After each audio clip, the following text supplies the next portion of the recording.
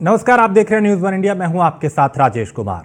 गाजियाबाद शहर में लगातार धर्मांतरण से जुड़े मामले सामने आ रहे हैं और नंदग्राम और मोदी नगर के मामलों की जांच के लिए पुलिस ने एक एसआईटी का गठन भी किया और इस बीच क्रॉसिंग रिपब्लिक से एक और धर्मांतरण कराने की कोशिश की घटना सामने आई, जहां एक महिला पे आरोप है कि वो लोगों को घर बुलाकर उन्हें दूसरे धर्म की प्रार्थना में शामिल होने के लिए प्रेरित कर रही थी। उन्हें लालच दिया जा रहा था। पीड़िता ने शिकायत में बताया कि पुष्पा नाम की एक महिला उन्हें कई बार धर्मांतरण के लिए बोल चुकी है और उसने कई लालच दिए और एक बार उसकी बात मानने पर, यानी बात मानी जाए तो सही, ना मानी जाए तो परेशानी होनी पड़ती।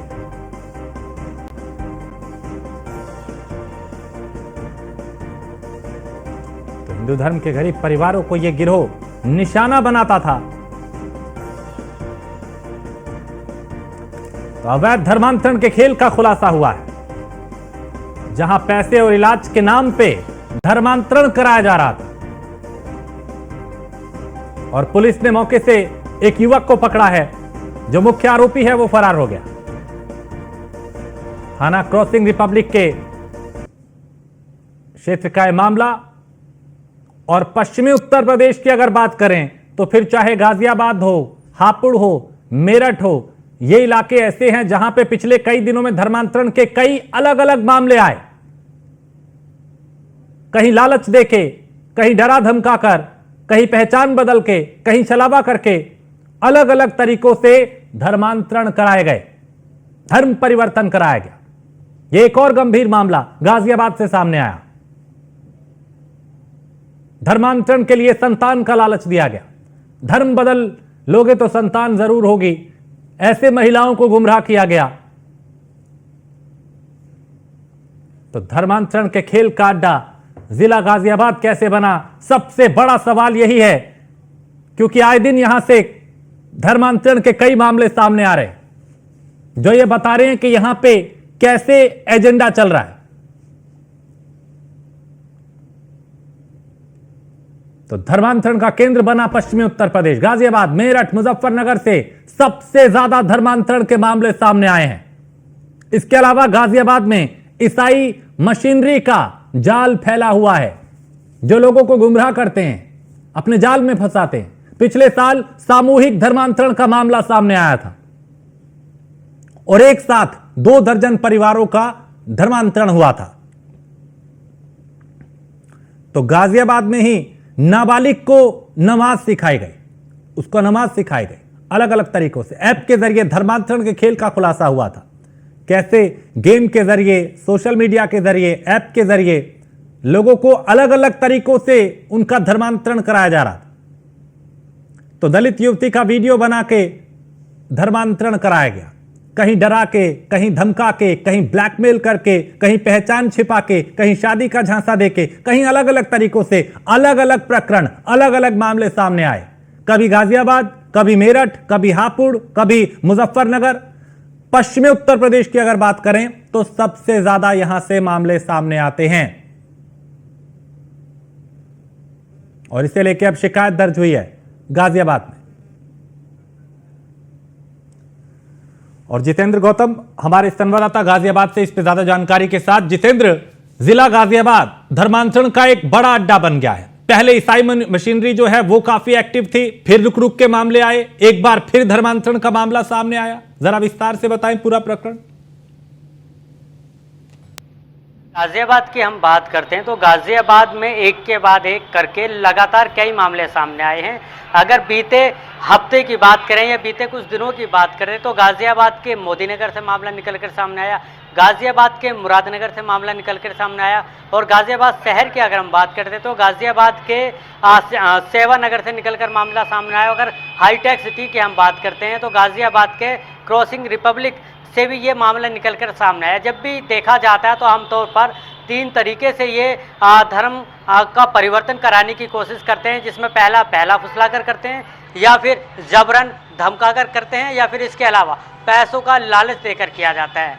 अभी हाल ही में जो 2 से 3 मामले सामने आए हैं उसमें देखा गया है कि गाजियाबाद में ईसाई धर्म के लोग जो हैं अपने धर्म की ओर लोगों को परिवर्तित करने के लिए उनको पैसों का लालच दे रहे थे, जिसकी सूचना जब पुलिस को लगती है, आसपास के लोगों को लगती है, तो उस पर आपत्ति जताते हैं, जिसके बाद पुलिस उनको गिरफ्तार करती है और एसआईटी का गठन भी करती है, ताकि इस तरह के जो मामले लगातार सामने आ रहे हैं उस पर एक्शन होता रहना चाहिए, क्योंकि लगातार इस तरह के मामले सामने आए तो कहीं ना कहीं लोगों में भी एक आशंका बनी रहती है। और अगर हम रिपब्लिक क्रॉसिंग की बात करते हैं तो रिपब्लिक क्रॉसिंग में जब ये मामला निकलकर सामने आया तो उन लोगों को बचाने वाले जो थे वो भी हमारे साथ मौजूद हैं, आलोक जी, और इन्होंने कल गाजियाबाद डीएम ऑफिस पर भी एक धरना प्रदर्शन किया था, जिसमें वहाँ पर पहले तो हनुमान चालीसा पढ़ी गई, फिर डीएम साहब को ज्ञापन दिया गया और कहा गया कि जो स्कूल के माध्यम से भी लोगों को या फिर छोटे बच्चों को बहलाया फुसलाया जा रहा है, उनको बगलाया जा रहा है और वो धर्म परिवर्तित की ओर जा रहे, उन पर कैसे रोक लगेगी। तो एक बार इनसे भी पूछ लेते क्या पूरा मामला था, किस वजह से आखिरकार इनको धरना प्रदर्शन भी करना पड़ा।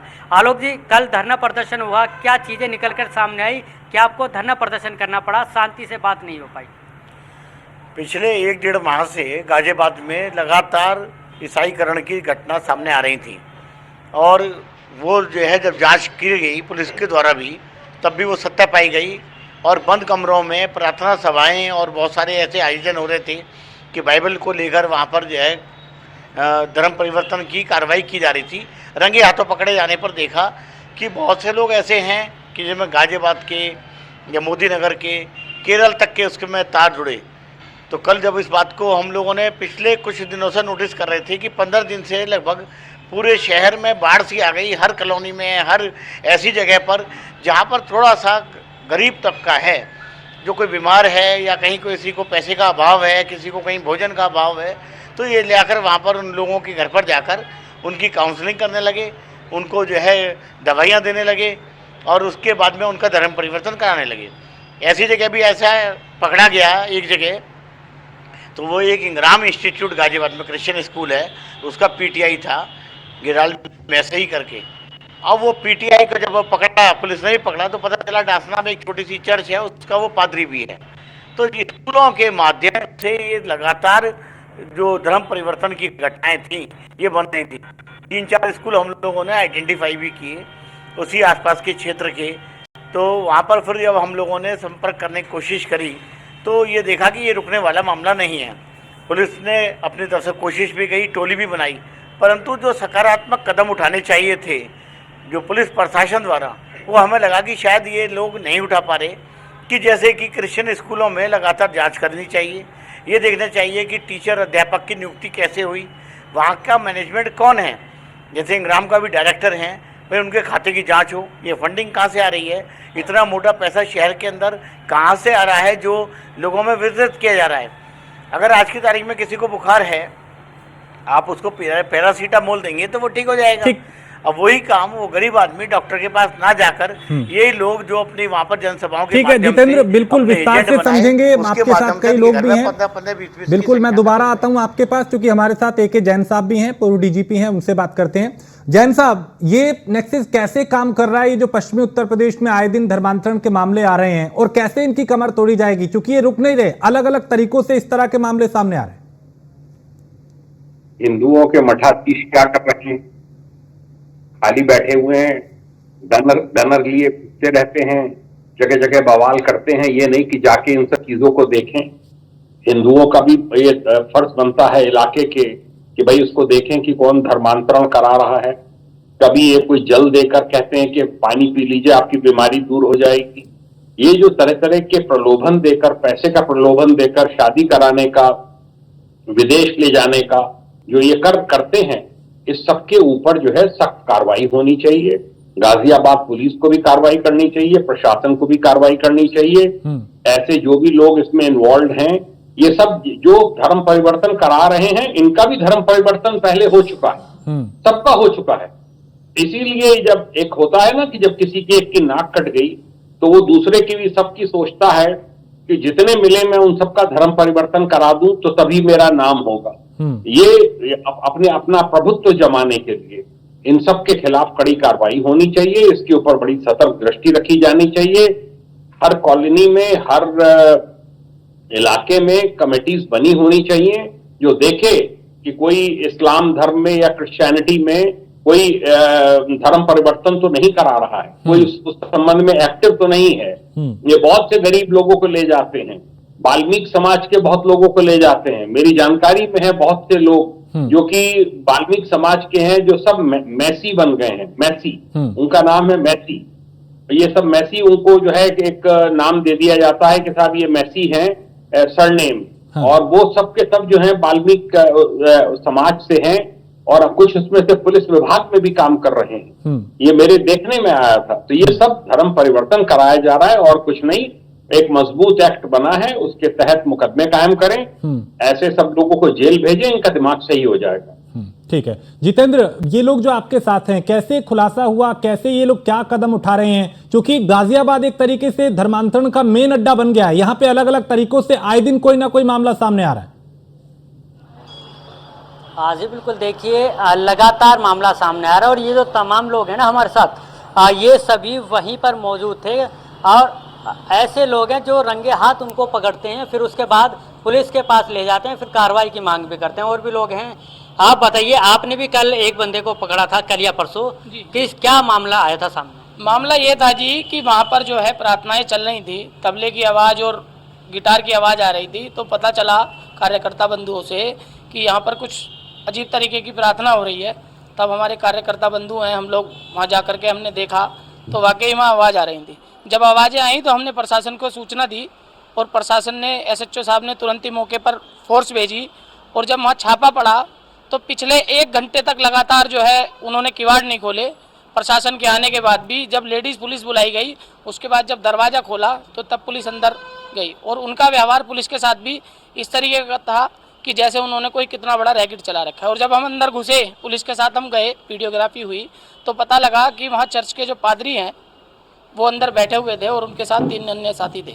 सभी को फिर पुलिस ने हिरासत में लिया और उसके बाद सब कार्रवाई की गई। पैसों का भी मामला निकल कर आया? पैसों का मामला ये है जी, पैसे से वो कमज़ोर थोड़े से हैं, तो दवाइयों के बहाने उनकी जो सिस्टर थी उनको कहते थे कि भी ऊपरी आ रहा है, तो उन्होंने कोई डॉक्टर वगैरह के नहीं दिखाया और वो सीधे चर्च में पादरी के यहाँ ले गए।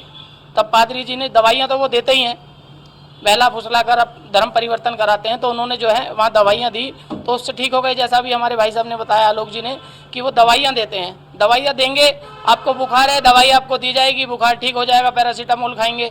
गरीब लोग हैं, जाते नहीं हैं डॉक्टर के यहाँ। बिल्कुल, तो यानी लोगों को इसी तरीके से गुमराह किया जा रहा है जितेंद्र, कहीं दवा के नाम पे, कहीं लालच के नाम पे, कहीं अलग अलग तरीकों से। यादराम भारती भी हमारे साथ जुड़ चुके हैं। यादराम, गाजियाबाद तो एक तरीके से ऐसा लगता है जैसे धर्मांतरण का सेंटर बन चुका है।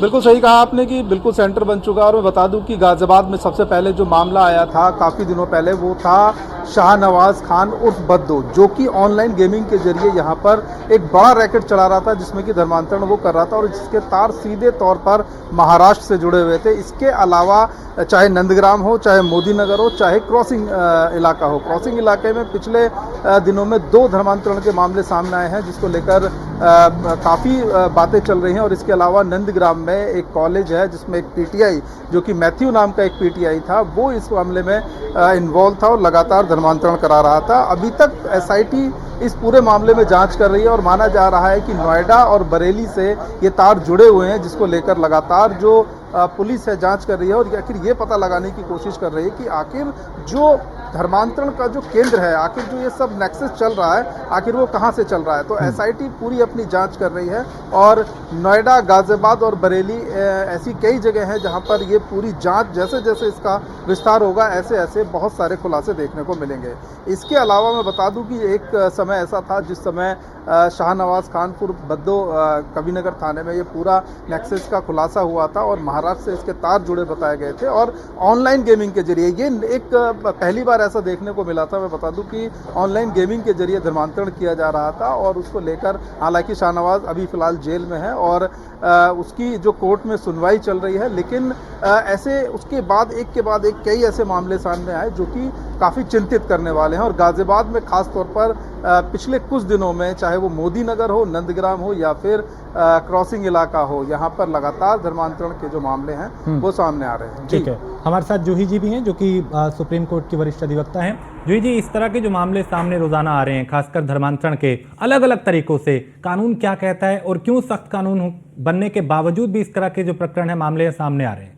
देखिए, ये बहुत ही शर्मनाक बात है कि हम आज की डेट में हम किसी को उसका धर्म परिवर्तन के लिए उसको फोर्स करा जाए, क्योंकि देखिए आर्टिकल 25 कॉन्स्टिट्यूशन ये कहता है कि आपके पास पूरा राइट है, राइट टू रिलीजन है। आप अपनी मर्जी का, अपने मतलब का, अपने इच्छा से अपने धर्म का आप प्रोपागेंडा भी कर सकते हैं, आप अपने धर्म को मान भी सकते हैं। लेकिन आप किसी को कन्वर्ट करें और फोर्सफुली उसको अनजेन्युइनली कन्वर्ट करें तो उस पर अपने आप में एक अपराध है। और इस पर बहुत पहले सुप्रीम कोर्ट की जजमेंट भी आ चुकी है जो ये कहती है कि जिसको फोर्सफुली अगर आप किसी को कन्वर्ट कर रहे हो किसी और धर्म में, जैसा कि हम देख रहे हैं आजकल जो बहुत पहले, और ये आज ही का इशू नहीं है, आई थिंक 1 साल पहले भी इसी तरह का मामला उठा था, जब जहां पे कुछ गेमिंग के रिलेटेड बच्चों को, जो छोटे बच्चों को टारगेट किया गया, या औरतों को, या ऐसे लोगों को जिसको पैसों को जलासा दे के दूसरे धर्म में कन्वर्ट करने के लिए कहा गया है। तो हम इस चीज को बहुत ज्यादा कंडेम करते हैं, ऐसी चीजों को, और इस चीज के अगेंस्ट सख्त से सख्त कार्रवाई होनी चाहिए।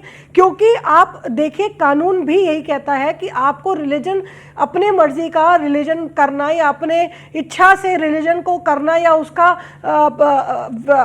प्रचार करना में कोई वो नहीं है, कोई लॉ से कोई बंधित नहीं है। लेकिन अगर आप किसी को फोर्सफुल अपने रिलीजन से दूसरे रिलीजन को कन्वर्ट करवाते हैं, कन्वर्जन है अनजेन्युइनली या विदाउट किसी कंसेंट के या फोर्स के, तो वो अपने आप में एक अपराध की श्रेणी में आता है।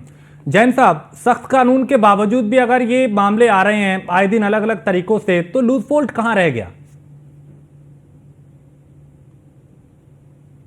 हिंदू समाज में भेदभाव है। जब तक ये भेदभाव नहीं खत्म होगा, गांव में घोड़ी पे नहीं चढ़ने देते दलितों की बारात। क्यों भाई, ऐसा क्यों है?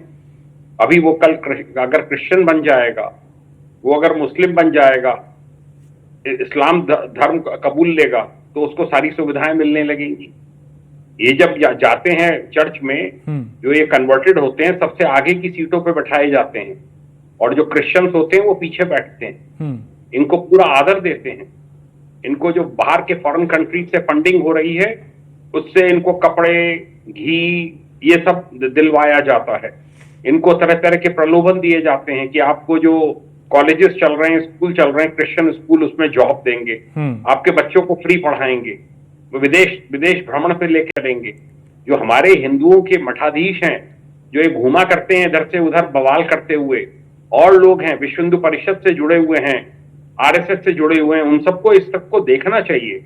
जो धार्मिक भेदभाव है हिंदुओं में, वो बिल्कुल 100% समूल उसको खत्म कर देना चाहिए। सब एक समान है। जब तक ऐसा नहीं होगा तब तक ये धर्मांतरण होते रहेंगे। ठीक है जितेंद्र, अब यहाँ पे लोग कितने जागरूक हैं? क्योंकि यहाँ तो बार बार मामले आ रहे हैं, अभी कुछ लोग आपके साथ हैं, उन्होंने भी बताया कि कैसे क्या कर रहे हैं, लेकिन क्या ये रुक पाएगा मामला? क्योंकि जैन साहब ने भी कुछ तर्क दिए, जो जूही जी हैं उन्होंने भी कुछ बताया, उधर यादराम भी बता रहे हैं कि भाई गेमिंग के जरिए और अलग अलग तरीकों के मामले सामने आए हैं। जी बिल्कुल, देखिए हमारे साथ मौजूद हैं, इनसे एक बार बातचीत कर लेते हैं। आप ये बताइए, क्या लगता है ये धर्मांतरण के जो मामले आ रहे हैं, क्या ये रुक पाएंगे? अगर रुक पाएंगे तो किस तरह से काम करना होगा? क्योंकि अभी जो लगातार बातें निकल कर सामने आ रही है, उसमें एक वजह ये भी निकल कर है कि हिंदुओं में जो जातियों में जो लोग बटे हुए हैं, वो एक सबसे बड़ा कारण है कि जिस वजह से हिंदू कन्वर्ट होता है, दूसरे धर्मों में चला जाता है। किसी मायने में मैं अभी पूर्व डीजीपी साहब की बात सुन रहा था, ए.के. जैन साहब की, मैं सहमत हूँ। ये हमारे यहाँ परंतु संघ में और विश्व हिंदू परिषद में ये समरसता की बहुत बड़ी बात है। हम लोग इस समरसता पर बहुत ध्यान दे रहे हैं। हमें भी मालूम है कि हिंदू इस समय डिवाइड किए जा रहे हैं कहीं जातियों के आधार पर, वो बिल्कुल सही नहीं है। परंतु संगठन ने कभी भी जाति को जाति भेद नहीं माना है, हमेशा सबको साथ लेकर चले हैं, और ये कोशिश रहती है कि समरसता का भाव रहे, और हमारी तरफ से पूरा प्रयास है। परंतु क्या है, फिर भी एक आर्थिक दृष्टि से मेरा मानना है कि कहीं ना कहीं एक अंतर आने का भी एक बहुत बड़ा कारण इस बात के लिए धर्मांतरण में है कि जैसे कोई अगर किसी के यहाँ कोई भी परेशानी है, बीमारी है, या कोई को शिक्षा के लिए भी जाना है, तो जहाँ भी उसको जाना भाव लगता है, तो ये लोग ऐसे ही मौके की तलाश में रहते हैं कि देखते हैं कि कमजोर कड़ी कहाँ पर है, और सीधा वहीं अटैक करके इनका प्रयास रहता है कि वहां पर हम धर्म परिवर्तित कराएं। यादराम क्या आरोप करते हैं उनके साथ पीड़ित है धर्मांतरण की? यादराम, उनसे बात करें, कैसे उनको क्या किस तरीके से धर्मांतरण कराने की कोशिश हुई, कैसे प्रकरण का खुलासा हुआ? देखिए इस समय हमारे साथ मौजूद हैं राजकुमार नाम के वो शख्स जिन्होंने इस पूरे जो कांड है उसका पर्दा उठाया था और सबसे पहले मौके पर सूचना इनको मिली थी और यही मौके पर पहुंचे थे। राजकुमार जी ये बताइए कि क्या था पूरा मामला, कैसे आपको इन्फॉर्मेशन मिली और फिर आपने क्या किया? जी अभी 3-4 दिन पहले हमारे क्षेत्र में सूचना आई थी कि आपके क्षेत्र में एक धर्म परिवर्तन का कार्य शुरू हो रहा है। जो लोग हिंदू को ईसाई बनाने पर लगे हुए हैं, जो बाहर की संस्था है, और उनको लोभ देकर 2 लाख रुपए शादी का झांसा देकर और उनका धर्म परिवर्तन कराने के लिए कोई एक नया गठन हुआ है जो ईसाई धर्म के उसमें होता है, लेकिन ये हमारे हिंदू रीति रिवाज के खिलाफ है। तो इसी के उसमें हमें सूचना मिली थी गुप्त सूत्रों से, तो मैंने इसकी जांच कराई थी और जांच कराने के बाद में इसके बाद मैंने एकता पब्लिक स्कूल पढ़ता है शांति नगर के द्वारा, उसमें सूचना आई थी 3 दिन पहले। तो एकता पब्लिक स्कूल में स्कूल चलता है, वो प्रिंसिपल चाबी दे के वहाँ किराएदार रहते हैं कुछ, उनको दे जाती थी। तो उसका कोई दिल्ली से भाई आता था और वही ये धर्म परिवर्तन का काम कराता था, जिसका नाम है राजू फादरी। ठीक है जी, उस घटना को हमने दिया, वो पुलिस प्रशासन को पकड़ाया, लेकिन पुलिस प्रशासन को उसको दबाते हुए SHO है यहाँ की प्रीति गर्ग, उन्होंने हम पे ही मुकदमे लादने की कोशिश करी सभी हिंदू भाइयों पे, और धमकी देते हुए ये बोला कि ये तो कोई भी धर्म परिवर्तन करा सकता है, इसमें कोई किसी को रोक नहीं सकता है, और हम पे झूठे मुकदमे लादने की कोशिश करती हैं बेर। फिर 2 दिन अगले दिन ही नेक्स्ट दिन ही हमारे पड़ोस में सैन विहार है गली नंबर 12 में, फिर वहाँ से सूचना आई उसकी एक हमारे हैं, उन्होंने फ़ोन करा कि मुझे बुलाने आती हैं बेर और मुझे एक ईसाई धर्म की पाठ पढ़ाती हैं और बोलती हैं तुम्हारे पूरा खर्चा हम देंगे, और जी इसी के तरह हम सूचना। अच्छा, इस समय जो रीना है जो कि पीड़ित है इस पूरे मामले की, वो हमारे साथ हैं। रीना ये बताओ कि हुआ क्या क्या था, कैसे कैसे वो महिला आपके संपर्क में आई और वो क्या कहती थी? वो कहती थी आओ तुम्हारे दुख संकट सब दूर हो जाएंगे, कमाई अच्छी होंगे, हर चीज़ अच्छी होंगे, आ जाओ तुम आओ प्रार्थना में तो आके देखो 2-3 बार, और उसके पैसे उसको के भी कह रहा ठीक हो जाओगी तुम। वो संपर्क में कैसे आई, कितने दिन से यहाँ रह रही थी और आप उसे कैसे जानते? हो गया 5 साल उस गली में। अच्छा। हाँ, जब से रहती है 2-3 बार से बुलाने आए। आपसे पहले भी किसी महिला से उसने इस तरीके की बातें की थी जैसे आपसे बोली? करी होगी किसी से, मेरे से पहली बार करी। तो जब लालच आपको दिया तो उसके बाद आपने क्या किया, क्या क्या हुआ था पूरी बात? उसके बाद लालच दी तो फिर मैंने प्रार्थना में जाती थी, पढ़ाती उड़ाती थी। तो आपने किस किस को बताई ये बात की इस तरीके से? अच्छा, जब आपको कैसे पता चला कि हाँ ये धर्म बदलवाने की कोशिश कर रहे हैं? आई थी घर पे जब मुझे पता चली है, ऐसे ना पता चलती, कहने आती थी जब। क्या बोलती थी कि धर्म बदल लोगे तो क्या होगा? ये सब बदल लो, अच्छे हो जाओगे, तुम्हारे घर भी अच्छे रहेंगे, बच्चों भी ठीक रहेंगे, पति की भी कमाई सही रहेंगे, सब ठीक हो जाएंगे। तो ये बात आपने आस पड़ोस अपने घर में बताई? मैंने ना बताई अपने घर में किसी को। अच्छा। मैंने की कि मैं भी देखूं क्या हो रहा है ना हो रहा है, जाके 2 बार। अच्छा। जब भी समझेंगे, वो केरी पढ़ी लिखी ना हो तो फिर भी समझ जाओगी। तो क्या समझा आपने वहाँ जाके? मैंने ना समझी अभी तक कुछ भी। क्या क्या क्रिया कर रहे थे वो, क्या क्या पाठ कर रहे थे, कुछ याद है? याद में भूल जाती हूँ, वो पाठ करवाती थी तो भूल जाती थी। अच्छा। कितने दिन हो गए थे पाठ पढ़ते पढ़ते आपको? 3री बार गई थी बस। 3री बार। हाँ। आपकी जानकारी में कोई आस पड़ोस में पाठ पढ़ने गया था पहले भी आपके अलावा? पहले उसी को गली को थी, उसी को बराबर को सारे जने, मेरे बराबर को नहीं थे कोई भी पड़ोस में। ठीक है व्यासराम, बिल्कुल सुना हमने पीड़ित को, कैसे उन्होंने बताया कि कैसे उनको फंसाया जाता है, कैसे लालच दिया जाता है। जूही जी, अगर कोई कन्वर्ट हो गया है तो फिर उससे कैसे बचा जाए, उसके पास क्या विकल्प है? देखिए, अगर आपको फोर्सफुली किसी ने कन्वर्ट किया तो एंटी कन्वर्जन लॉ जो कहता है कि आपकी FIR दर्ज हो सकती है। पहले इसमें होता था कि सिर्फ रिलेटिव्स ही दर्ज करा सकते हैं, बट आप खुद भी इसमें FIR दर्ज करा सकते हैं कि मुझे फोर्सफुली कन्वर्ट करा गया है, और 30 दिन के अंदर अंदर इसमें प्रावधान है कि आप जाके वहाँ का जो लोकल मतलब डिस्ट्रिक्ट मजिस्ट्रेट है उस डिस्ट्रिक्ट के, वहाँ पे आप अपनी कंप्लेंट दर्ज करा सकते हैं ऐसे केसेस में। तो ऐसा नहीं है कि अगर आपको फोर्सफुल कन्वर्जन हो गया है तो आप उसका कोई वो नहीं, विकल्प नहीं है या आपके पास कोई सोल्यूशन नहीं है। जस्ट दैट कि हमें अवेयरनेस नहीं है। आपके इस चैनल के माध्यम से मैं ये बोलना चाहूंगी कि अगर किसी के साथ ऐसा हो रहा है या आपकी जानकारी में आपके परिजनों में कोई ऐसी चीजें महसूस कर रहा है कि यहाँ, तो आप वहां पे इमीडिएटली 30 दिन के अंदर होने के बाद भी आप कंप्लेंट दर्ज कराई जा सकती है डिस्ट्रिक्ट मजिस्ट्रेट में। ठीक है, चलिए, वक्त इतना ही था। बहुत शुक्रिया जूही अरोड़ा, बहुत शुक्रिया जैन साहब आपका भी, जितेंद्र और यादराम आपका भी बहुत शुक्रिया। तो आपने देखा किस तरीके से नेक्सस काम करता है, कैसे लोगों को गुमराह करता है, कैसे अपने जाल में फंसाते हैं और कैसे धर्मांतरण का जो खेल है वो किया जाता है। गाजियाबाद, मेरठ, हापुड़ और मुजफ्फरनगर, ये पश्चिमी उत्तर प्रदेश के क्षेत्र ऐसे हैं जहां पर ज्यादातर धर्मांतरण के मामले अलग अलग तरीकों के सामने आ रहे हैं। जरूरी है इस पे रोक लगे और सख्त एक्शन लिया जाए। एक ब्रेक के लिए रुकेंगे, आप बने रहिए न्यूज़ वन इंडिया के साथ।